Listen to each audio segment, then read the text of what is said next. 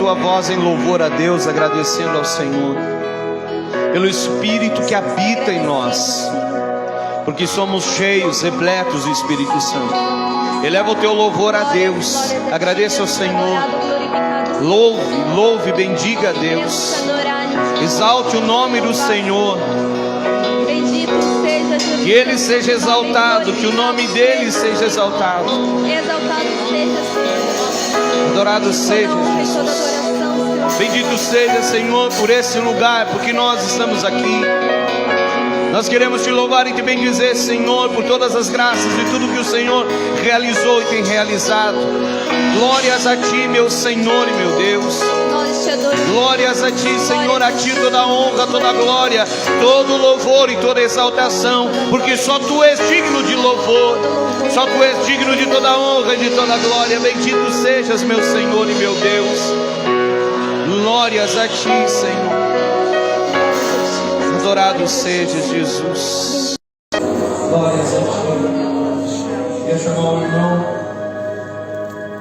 Vai trazer a palavra, que você estendesse a mão sobre ele e que nós rezássemos, se sentasse, rezasse, pedindo à Virgem Maria que ela interceda junto a Deus, junto ao Senhor, por ele e por nós que estamos aqui, ressaltando a tua voz e pedindo a poderosa intercessão da Virgem Maria sobre a vida dele, sobre esse momento da palavra, momento de pregação, momento de ensino, onde os demônios tentam nos distrair e tirar toda a atenção, tapar os nossos ouvidos para que não ouçamos aquilo que Deus tem para nos falar. Que ela interceda por ele, que ela interceda por nós e por todo esse momento de pregação, momento de libertação, momento de conversão, momento de fé. A fé vem pelo ouvir a palavra de Deus, a conversão acontece pela pregação. Bendito seja Deus pela vida do irmão. Reza comigo: salve Rainha, Mãe de misericórdia, vida, doçura e esperança, nossa salve. A vós bradamos, degradados filhos de Eva, a vós suspiramos, gemendo e chorando neste vale de lágrimas. Eia, pois, advogada nossa, estes vossos olhos misericordiosos a nós volvei, e depois desse desterro, mostrai-nos Jesus. Bendito é o fruto do vosso ventre, ó clemente, ó piedosa, ó doce sempre Virgem Maria. Rogai por nós, Santa Mãe de Deus, para que sejamos dignos das promessas de Cristo. Amém.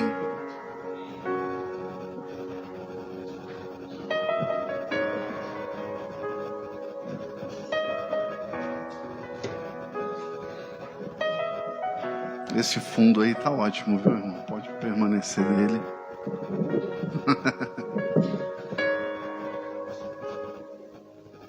Tem uns fundos que às vezes coloca que dá vontade. Mas esse tá bonito.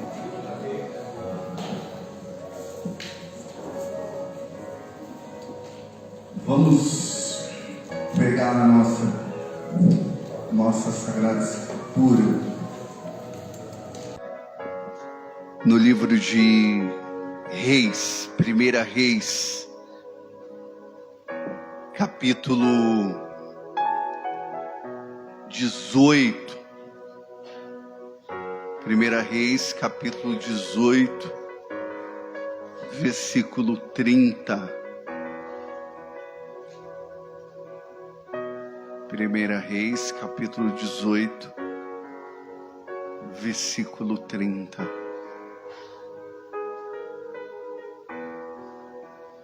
Enquanto você vai encontrando aí, eu vou rezando. Persino crucis de inimites noster, libera-nos Deus noster, em nome de Patris et Filii et Espírito Sancto. Amém. Ave Maria, gracia plena, Dominus tecum, benedictui mulieribus et benedictus fructus ventris tui, Iesus. Sancta Maria Mater Dei, ora pro nós peccatoribus, nunca é hora, nunca é hora. Amém. 1 Reis, capítulo 18, versículo 30. Vamos rezar por esses mosquitos, para eles baterem retirada. A praga do Egito veio para cá. Estou sentindo que ela está bem próximo. A palavra do Senhor diz assim para nós: então Elias disse ao povo: aproximai-vos de mim. E todos se aproximaram. Elias reparou o altar demolido do Senhor. Palavra do Senhor. Vamos dar uma salva de palmas para a palavra de Deus.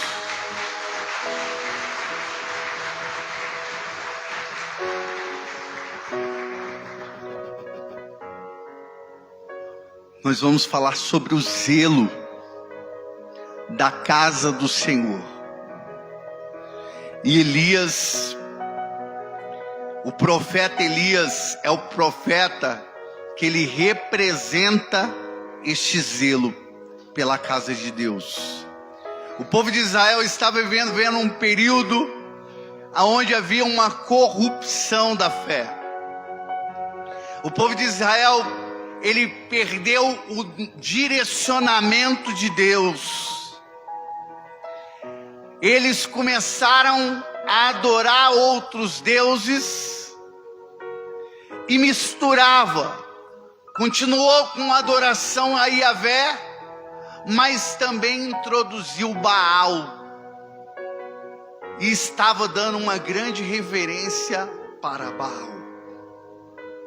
Acabe, que era o rei da época, ele perdeu todo o direcionamento da casa de Deus.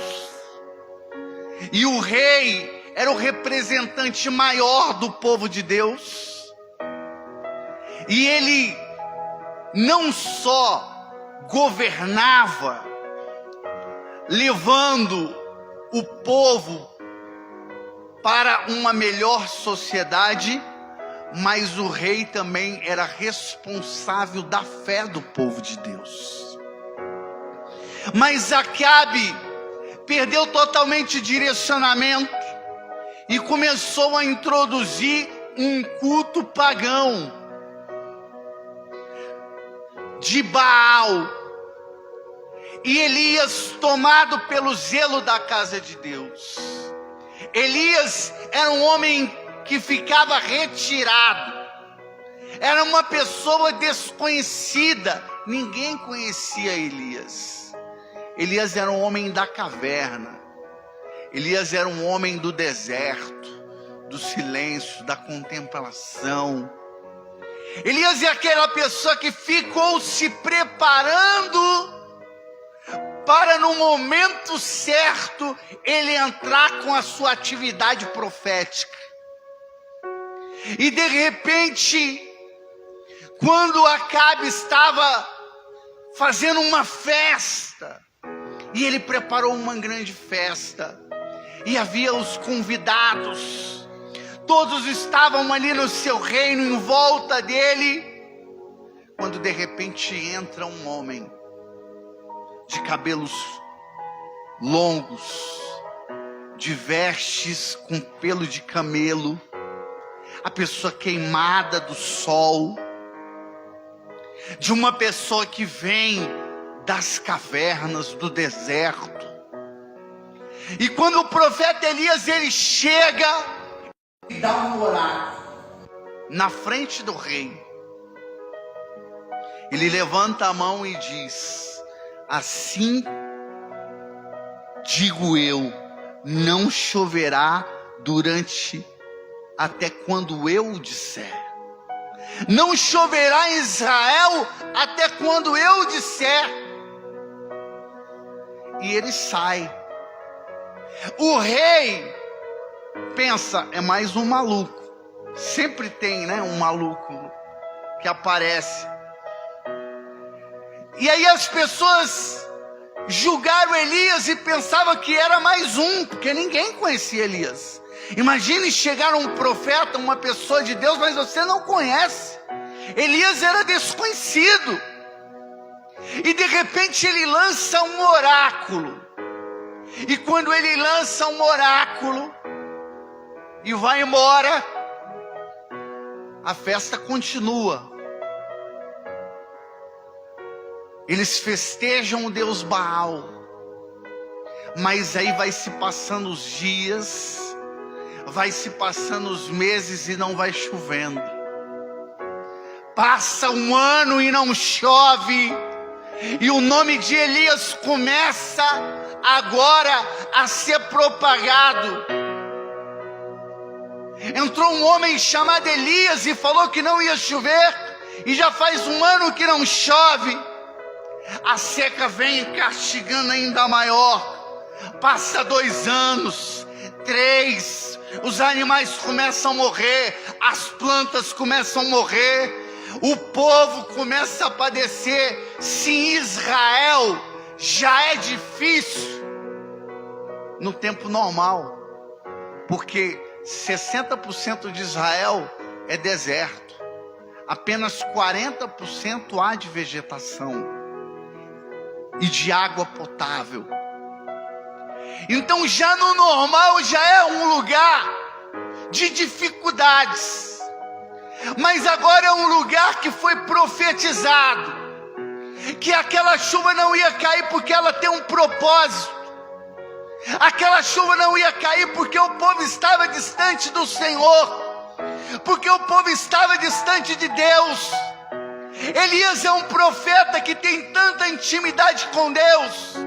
O que eu admiro no profeta Elias é porque os profetas, cada profeta, ele falava no nome de Deus. Então o profeta dizia assim: assim diz o Senhor, oráculo do Senhor. Só que agora o profeta, ele não fala assim do Senhor, oráculo do Senhor. O profeta Elias chega e fala assim: assim diz eu, assim digo eu, não choverá em Israel até quando eu disser. Só que quem está falando é Elias. Elias é um homem da intimidade com Deus. Elias é um homem da caverna. É um homem que se abastecia da intimidade. E quando Elias está falando, Deus, ele se inclina. Eu fico imaginando nesse momento que o profeta Elias, ele profetizou, Deus olhando para a terra e falando: mas eu não estou falando nada. E Elias sabe que Deus não falou, mas Elias está falando agora: assim digo eu.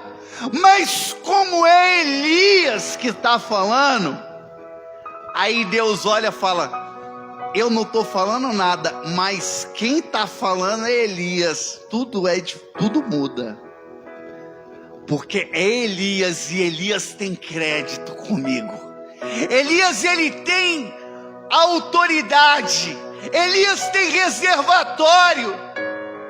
E toda palavra que sai da boca deste homem, eu preciso honrar.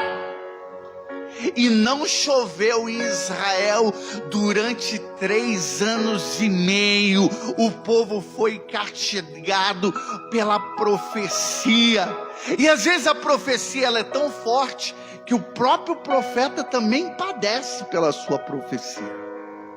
E o profeta vai padecer, ele vai para uma torrente, e ali onde tinha um pouco de água, e todos os dias ele bebia daquela água, e um corvo vinha e trazia o alimento para ele, e trazia o pão, e trazia um pedaço de carne. Os teólogos, os estudiosos mais profundo, a tradição judaica diz que o corvo ia no palácio do rei Acabe, pegava a carne lá dos palácios do rei Acabe e levava para o profeta. O corvo, que é o símbolo da noite, O corvo, que é o símbolo às vezes é representado pelo mal. O corvo é representado pelo mal, pela sua plumagem preta. O corvo representado pelo mal. Deus, de todo o mal, Ele tem poder de tirar um bem maior. Quando vem aquele corvo preto, está dizendo que a autoridade do profeta Elias, até o inimigo tem que ficar de joelho. Até o inimigo tem que se curvar diante da palavra do profeta. Porque quem está falando é Elias. E quando o profeta Elias fala, as coisas do mundo sobrenatural acontecem. Eu gosto do profeta Elias. Ele é conhecido como o príncipe dos profetas. Elias era um homem que vivia extremamente mergulhado em Deus, e quando ele colocava o pé, alguma coisa no mundo espiritual acontecia. O profeta Elias, quando esse corvo trazia o alimento para o profeta Elias, representa a providência divina. O profeta confia não nos homens, mas o profeta confia no Senhor. É um período de penúria, é um período de escassez, é um período de deserto, mas Deus, Ele sustenta a providência divina. Você que está sentado hoje aqui, talvez que está... Casa faz geralmente isso, né? Então tomba o gás para ver se ele rende a última refeição. Vê se ele multiplica. E eu tombei o gás e eu botei a mão e eu rezei pelo gás. Falei, vou rezar por esse gás. Era logo no começo da minha conversão, eu tinha acabado de sair de casa. Imagine, vamos fazer um retrocesso há uns 21 anos atrás. E eu rezei por aquele gás. Falei, liga o fogo aí. E o fogo ligou. E fizemos a comida. E à noite, liga o gás de novo. O gás ligou. E de manhã faz um café. O gás ligou. E passa uma semana e o gás aceso. E passa 2 semanas e o gás aceso. 3 semanas e o gás aceso. O gás durou quase 1 mês. Deus estava trazendo como o corvo, trazendo o pão e a carne para o profeta Elias. Deus está falando, eu sou o Deus da providência.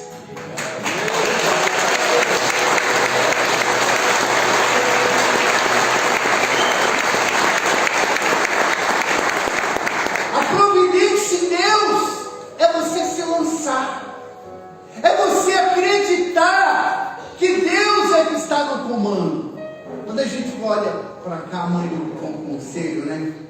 E que você pisa neste lugar, você vê a providência divina. Em pouco tempo, tanta coisa foi estabelecida aqui. A gente está vendo o material, né? As coisas materiais. Mas, na verdade, o material não significa muita coisa. O que significa é muito mais o espiritual. A dimensão espiritual é muito maior. Mas você pisa em um lugar que talvez demoraria 50, 60, 80 anos, talvez, para se conseguir fazer, mas de repente em pouco tempo se consegue. Porque isso se chama mover de Deus. Deus, Ele que move, Deus é quem faz, Deus é quem opera. E às vezes nós precisamos dar um passo na fé. Você já fez a experiência da providência divina? A experiência da providência divina é a liturgia de hoje. Foi a liturgia de hoje que falou da viúva? Não foi a liturgia de hoje? da viúva. A viúva pegou o único dinheiro que ela tinha e ela deu. Ela poderia falar: eu não tenho nada para comer, eu vou ficar com isso aqui pelo menos para garantir um pão, ou fazer uma inteira para comprar um azeite, para talvez umas 10 azeitonas naquela época. A cultura, a culinária do povo de Israel. Aquela mulher, ela vai no templo e ela dá um salto na fé. Aquela mulher vai no templo e ela confia em Deus quando ela dá tudo que ela tem. É o que o padre colocou na homilia mais cedo. Não dá pela metade, dá o tudo.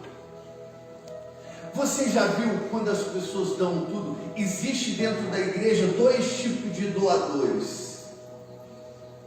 Existe a doação de Caim e existe a doação de Abel. A doação de Caim é a doação daquela que ele dá com dó. Ele dá com o coração na mão. Ele dá e sente. Ele dá querendo dar. A doação de Caim é isso. E às vezes ele não dá a primícia. Quando nós falamos de zelo pela casa de Deus, nós precisamos aprender a dar a primícia para Deus. Nós precisamos aprender a dar a primícia. O que é a primícia? A primícia para Deus era aquela colheita quando se fazia. E vem o período da colheita e eu pego aquilo que há de melhor dentro daquela colheita. As espigas mais cheias, mais robustas, mais bonitas. E eu oferto para Deus. Isso é primícia. Você dá o melhor para Deus. Essa era a oferta de Abel. Ele deu o melhor para Deus. Ele pegou aquela ovelha, não só o melhor, mas para você ter uma ideia do que foi a oferta de Abel. A oferta de Abel foi a oferta do melhor para Deus. O zelo que ele tinha por Deus, pela casa de Deus, o zelo que ardia dentro do seu coração, era um zelo verdadeiro, profundo. E o que ele fez? Ele deu o melhor. Imagine você tem um animal e você vai criando aquele animal, uma ovelha. Abel tomava conta de ovelhas. E aí você vai alimentando aquela ovelha. E aí de todas aquelas ovelhas que tem, existe uma que você tem um afeto maior. Aí você dá a comida para todas, mas para que você gosta, você dá mais.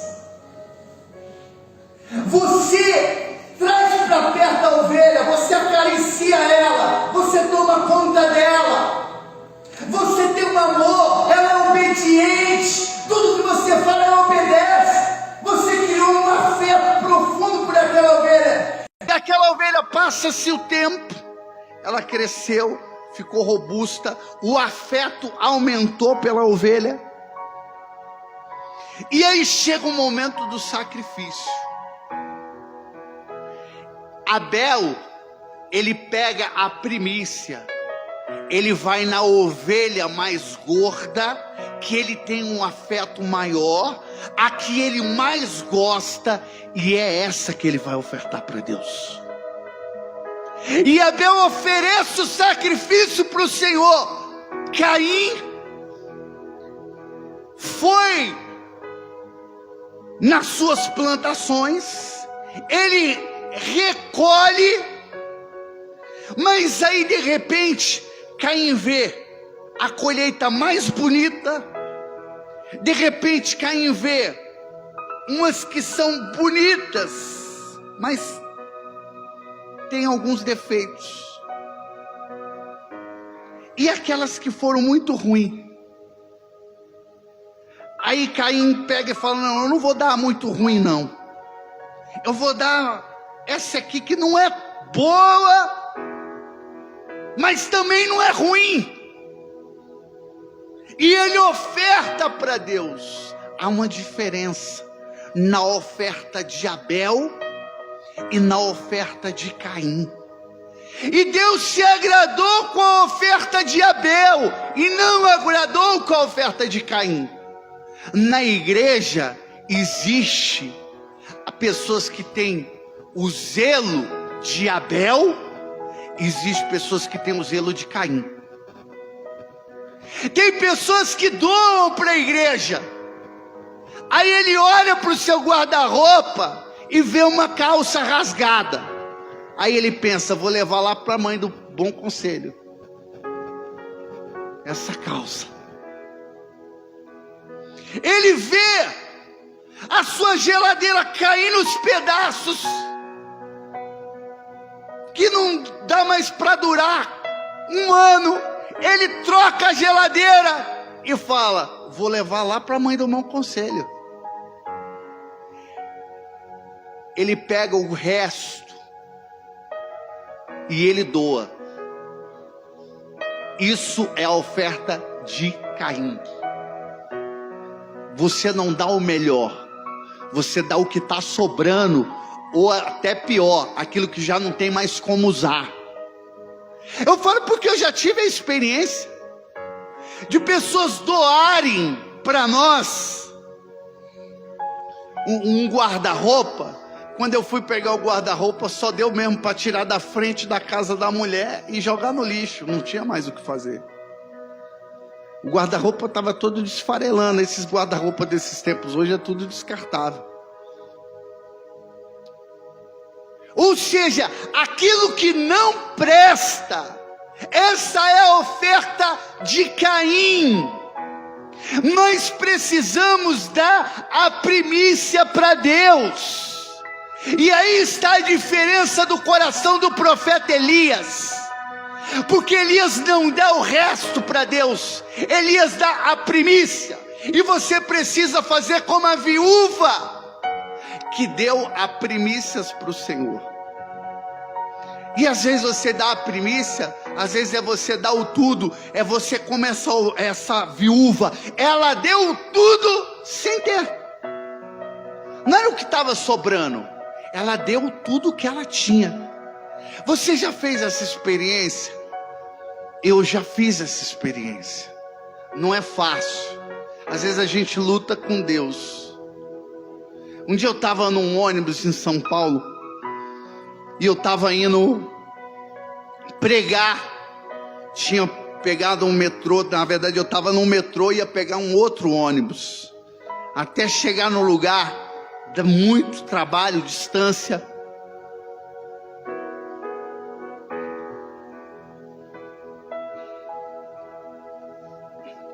Os mosquitos atrapalham a gente.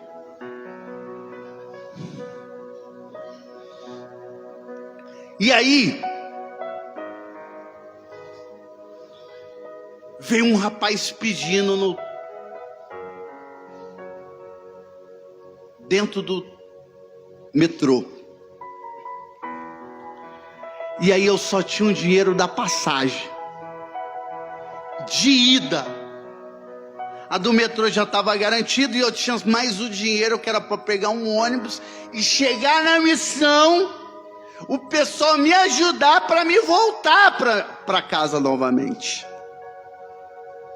E aí entrou um rapaz pedindo e Deus falou: dá. Aí eu falei: dá o quê? Dá o quê? Dá esse dinheiro que está no seu bolso. Mas como assim? Eu só tenho para pegar o ônibus. Ele dá esse dinheiro. Aí eu falei: não posso dar. Se não é Deus que está falando comigo. Deus não vai fazer isso de maneira nenhuma. E dá e não dá, e aquela luta. dá, não dá, dá, não dá. Aí o rapaz passou, eu dei.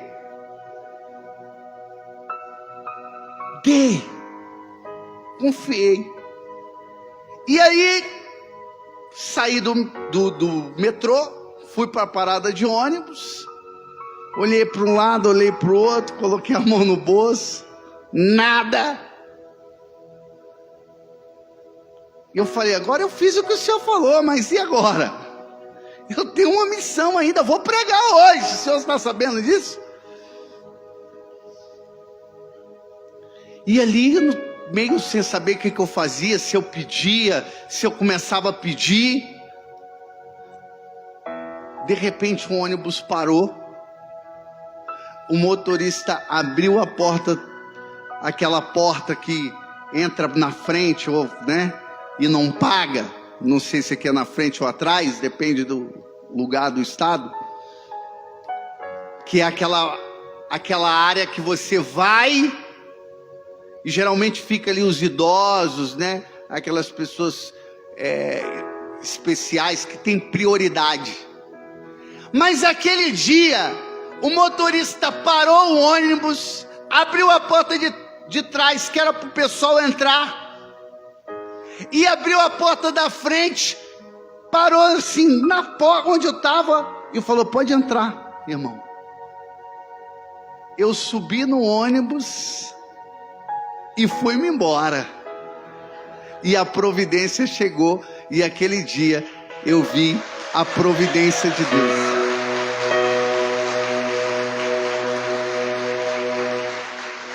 A experiência que nós precisamos fazer é a experiência de confiar no Senhor. E essa é a experiência do profeta Elias. O corvo está trazendo o alimento para o profeta. Ele confia em Deus, Deus traz o pão para ele, Deus traz a carne para ele. O profeta é honrado por Deus. Não traz na abundância, mas traz o necessário que ele precisa para a sua subsistência diária. E o profeta fez uma experiência que perpetuou pelos séculos dos séculos. Passou-se séculos, mais de 3.000 anos. Essa história do profeta Elias, quase 3.000 anos, e nós estamos falando do que é você se abandonar em Deus. Mas qual era a diferença do profeta Elias? Ele tinha o zelo pela casa de Deus. Até agora foi a introdução da pregação. Agora eu vou começar a pregar, viu? O que o profeta Elias faz? Ele desafia os 450 profetas de Baal, 400 de Aserá, e ele fala, o Deus verdadeiro que fizer cair fogo do céu, esse é o verdadeiro Deus.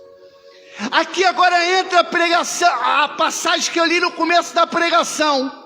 O profeta Elias, ele pega 12 pedras, ele repara o altar que estava demolido. Ele repara o altar que estava destruído, ele repara o altar do Senhor. As pessoas, aquele altar estava destruído porque as pessoas estavam adorando outros deuses. Estava distante de Deus. O zelo de Elias, ele repara o altar. Você está entendendo o que eu estou falando? Você precisa reparar o seu altar. Você precisa reparar o altar de Deus do seu coração, porque você colocou muita coisa no centro e tirou Deus, colocou Deus para escanteio. Deus não é o centro da sua vida, nunca foi. Seja verdadeiro com você mesmo. Deus às vezes não é o centro da nossa vida. O emprego é o centro da nossa vida. Talvez o seu carro, a sua casa, talvez a sua família é o centro da sua vida, o seu filho, a sua esposa. Mas Deus não é o centro.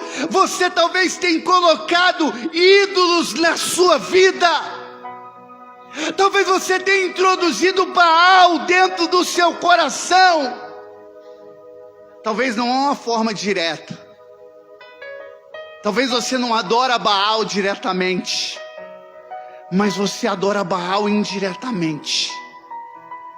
Você às vezes coloca Baal no centro e não coloca Deus na centralidade do teu coração. Você não coloca Deus como primícia na sua vida. Deus não é a primícia na tua vida. Você dá o resto para Deus. Você dá o resto do seu dia. Você dá o resto da tua semana. Você dá o resto para Deus. Deus, Ele não tem primícia no seu coração. E às vezes você pergunta: por que as coisas não dão certo na minha vida? Por que as coisas não fluem na minha vida? Por que Deus não me abençoa? Porque você tem dado o resto para Deus. Eu quero te convocar hoje a você dar a primícia para o Senhor, a você dar o melhor para Deus, o melhor da tua oração, o melhor da tua entrega, o melhor do teu louvor. Quanto tempo você não se confessa? Quanto tempo você não reza o terço? Quanto tempo você não para ler uma passagem das Sagradas Escrituras? Quanto tempo você não comunga? Quanto tempo? E às vezes nós falamos tanto do tempo, e a coisa que mais está na boca do brasileiro é a palavra: eu não tenho tempo, eu estou sem tempo. Vamos para o grupo, vamos para a oração, vamos para o retiro, vamos para o encontro. Eu estou sem tempo, outro dia eu vou. Está corrido. Porque Deus não tem a centralidade. Deus não é o centro da tua vida, da tua história. Você precisa reparar o teu altar. Repara o altar de Deus do teu coração. Repara. Nós precisamos dar o melhor para Deus. E aqui eu estou incluído dentro dessa pregação. Eu sou o primeiro. A minha palavra, antes de chegar ao seu ouvido, ela já chega perto do meu, porque o meu é o mais próximo. Essa pregação eu faço para mim mesmo. Eu volto esta palavra para mim mesmo. Eu direciono a palavra para mim mesmo. Eu tenho dado a primícia para Deus, ou eu tenho dado o resto para Deus? Eu preciso dar as primícias, a oferta da viúva, o tudo para Deus, o por completo para Deus. A sua vida vai mudar a partir do momento que você der as primícias para o Senhor. Você está entendendo o que eu estou falando? Eu tenho que falar, ou eu tenho que desenhar? Hein? Eu estou pregando para católico ou para testemunho de Jeová aqui? A primícia. Você conhece um sacerdote quando ele dá a primícia celebrando a missa? O zelo que ele tem pela Eucaristia, a entrega que ele tem, você percebe. E quando o sacerdote celebra, você fala: esse sacerdote, ele é zeloso pela casa de Deus. Ele tem o zelo. Agora você percebe, aquele que não é zeloso, ele chega todo estrambelhado, a batina toda amassada, e ele já vai lá na tora, e aquela coisa rápida, ligeira. Um dia eu participei de uma missa em 15 minutos. O sacerdote, o que ele podia tirar, ele tirou. A primeira leitura, o salmo, ele saiu tirando, cortando a liturgia. A falta de zelo. Só que é fácil a gente pegar e falar a falta de zelo do sacerdote. Mas e a falta de zelo do leigo? Porque falar do sacerdote é fácil, mas é a falta de zelo do leigo. O leigo também, que participa da missa todo troncho, já procurando a cadeira, ele já quer dormir. A pregação do pregador, ele está todo já se encostando. E o zelo pela casa de Deus, você fala para trazer a palavra de Deus, a pessoa nunca traz. Não tem zelo. Não tem amor pela palavra, não tem zelo pela igreja, não tem zelo com sua vida espiritual, está dando o resto para Deus. Repara o teu altar, filho, repara a tua vida. Você precisa hoje saber que você precisa de Deus, que você precisa reparar a sua conduta com o Senhor. Não dá para você viver uma vida relaxada, não dá para você viver uma vida em Deus com uma espiritualidade chechelenta. Já ouviu essa expressão?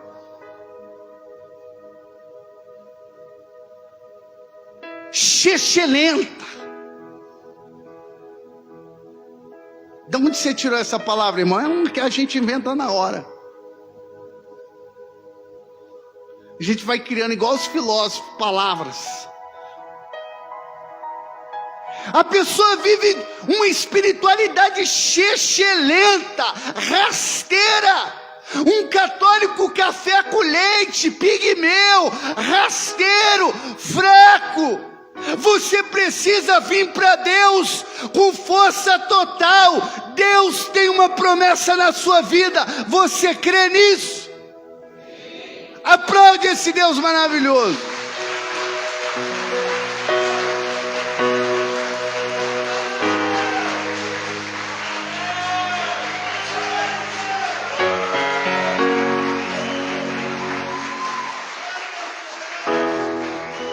Olha aí, chechelento. O chechelento é isso aí. Você fala da promessa de Deus na vida da pessoa, aí você vê, as palmas deu para convencer, mas assim, a força da alma, porque alguns transbordaram. Aqueles que transbordaram, ele falou, glória a Deus, amém, eu creio. Mas tem um que é uma múmia, é terrível, é problema. Mas eu sou um professor misericordioso. Eu sou aquele professor que aplica a nota. Se você não tirou uma nota bem, eu volto, aplico de novo para você tirar uma boa nota. E eu vou dar uma oportunidade para você agora. Reparar o teu altar. Repara o teu altar. A oportunidade que eu vou falar, Deus vai cumprir as promessas dele na sua vida. Se você crê, aplaude para valer.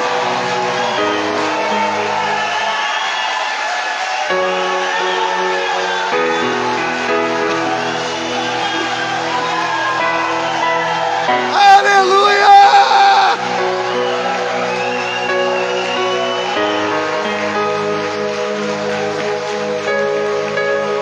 Amém. Senta rapidinho. O povo já quer orar, irmão. Prepara. O povo está incendiado. O povo está no fogo. Eu tive uma experiência com o profeta Elias. Você sabe que os profetas do Antigo Testamento também são santos, né? Eu gosto de falar dos profetas. E eu tive uma experiência com o santo Elias, quando eu fui em Israel. Em 2018 eu fui em Israel, fui em Jerusalém. E eu tive uma experiência forte no Monte Tabor. Quando eu pisei no Monte Tabor, eu chorava sem parar, uma experiência muito forte.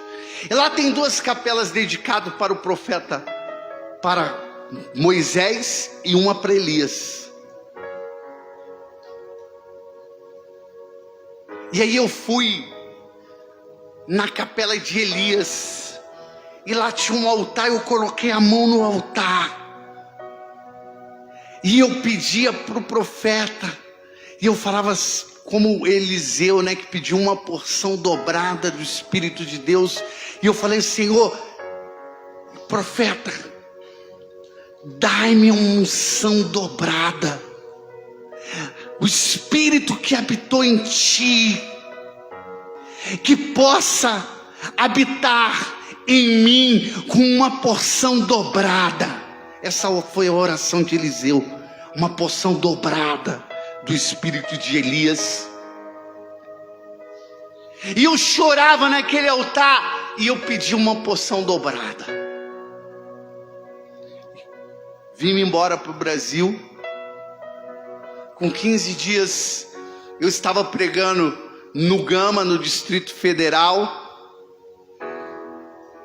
em uma comunidade. E antes da pregação, o fundador me chamou para orar por mim. E de repente, quando ele orava por mim, ele estendeu a mão, começou a orar. E de repente ele falou: Deus está falando comigo, que Ele está te dando uma porção dobrada do Espírito de Elias. Há 15 dias atrás eu tinha pedido de Jerusalém, e Deus já estava confirmando, uma pessoa que não sabia da minha oração secreta que eu tinha feito a Deus, mas o Eterno sabia. E ali Deus estava confirmando aquela porção, que a minha oração tinha sido escutada pelo Senhor. Quando eu vejo pessoas que vêm aqui, que são atraídas pelo ministério, pelo meu ministério de pregação, talvez você que foi alcançado, talvez você que foi alcançada, não por graça, não por mérito, mas por graça, por misericórdia de Deus. Eu conversava com o Dionei, e o Dionei falava do testemunho da filha dele. Cadê ela? Tá aí? E aí, ela, há mais ou menos uns 14 anos atrás, Dionei, 14 anos atrás, ela estava noiva e perdeu o seu noivo num acidente de carro. Ela mobiliando com sonho de casamento, e de repente o seu noivo, numa moto, um caminhão passou, ele não resistiu e morreu. E essa jovem estava destruída, não entendia o mistério de Deus, estava numa depressão profunda, em uma tristeza profunda, quando de repente naquele retiro, naquele encontro, Deus agiu poderosamente. E quando de repente tocou na vida dela, quando o Espírito Santo batizou ela no Espírito, A força do Ruach HaKodesh, do Espírito Divino, a vida daquela menina mudou, a vida daquela jovem mudou. O espírito de fracasso, o espírito de destruição, o espírito de tristeza bateu em retirada, e já fazem 14 anos que ela canta para o Senhor, o Deus de Israel. Pode aplaudir para ela. Aplaude com força.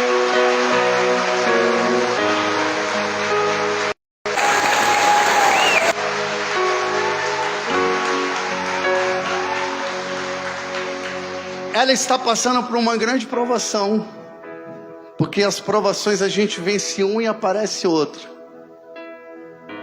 e a gente vai subindo de degrau em degrau na fé com Cristo. Ela está enfrentando um câncer, está nesse processo, nessa luta, mas a vitória é certa. E quando eu estava ali em oração, eu lembrei de uma coisa que aconteceu lá no Pernambuco. E aí é pra gente começar a rezar, tá, irmão? Eu entrei uma vez na igreja e no momento de oração, a gente tem as inspirações, né? E a gente lança os oráculos. E de repente, eu profetizei na vida de uma mulher que não podia ter filhos. E eu falei, você não pode ter filho, está passando por isso, por isso, por isso. Mas eu quero falar que Deus está te dando um filho, um menino. E o nome dele será Isaac. Aí um tempo atrás eu voltei naquela cidade. E quando eu voltei naquela cidade, aí vem a mulher com um filho na mão, balançando. Você sabe o que é isso aqui? Eu falei, não. Ela falou, essa criança aqui é fruto de uma profecia que há anos atrás você teve aqui e profetizou. Eu não poderia ter filhos. E naquele dia eu recebi uma graça. E essa criança é fruto dessa profecia. E eu fui pregar. E eu contei esse testemunho. E quando eu contei esse testemunho, eu falei assim: há tempos atrás, eu passei aqui e havia uma mulher que não poderia ter filho. Eu profetizei o nome do menino, profetizei a gravidez e profetizei o nome do menino. Agora, já que eu profetizei o menino, eu também vou profetizar uma menina. E eu profetizo essa noite que vai nascer a Maria. Aí esses dias a pessoa me ligou e falou que a Maria já nasceu. Vamos aplaudir esse Deus.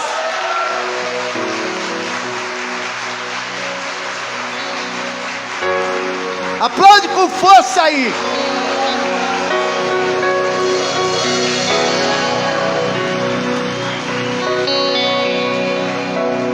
E uma coisa que eu aprendi com minha mãe é profetizar. Um dia minha mãe profetizou na minha vida. Quando eu estava no vale, no mundo, ela estendeu o dedo dela e falou: eu profetizo na tua vida, em nome do Senhor, que você será um pregador da palavra. Eu era um dependente químico, drogado, bebia, vivia no mundo, estava no lamaçal. A minha mãe estendeu o dedo dela e profetizou. Eu dei risada na cara da minha mãe e falei: mãe, mas eu já sou de Deus, que ninguém acha que é do diabo. Mas agora está uma moda que estão falando que é do diabo mesmo. E aí, a minha mãe falou: não, meu filho, eu profetizo na tua vida que você será um pregador da palavra de Deus. Você está vendo hoje a profecia de uma mãe. Eu aprendi a profetizar com minha mãe. E eu quero exercer esse carisma e quero profetizar na sua vida, minha filha. Fica de pé. Ela. Eu quero profetizar na tua vida. Como há 14 anos atrás que eu passei e você foi alcançado por uma graça. Eu quero profetizar hoje como servo de Deus que este câncer não é o seu fim. Você vencerá e dará testemunho e ficará aqui ainda por um grande tempo para mostrar as glórias de Deus, do que Deus pode fazer na vida de uma pessoa. E aqueles que creem podem aplaudir esse Deus maravilhoso. Fica de pé, aplaude esse Deus maravilhoso, aplaude esse Deus forte, esse Deus que tem poder.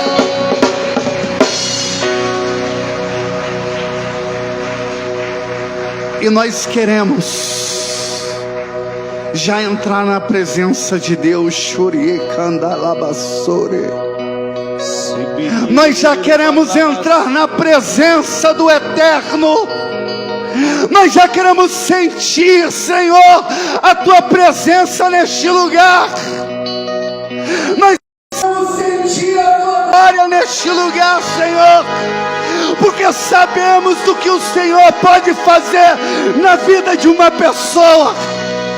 Sabemos, Senhor, do que o Senhor pode fazer hoje nas famílias, nas casas, nas pessoas. O Senhor é um Deus de cura, um Deus de milagre, e eu creio, Senhor, mas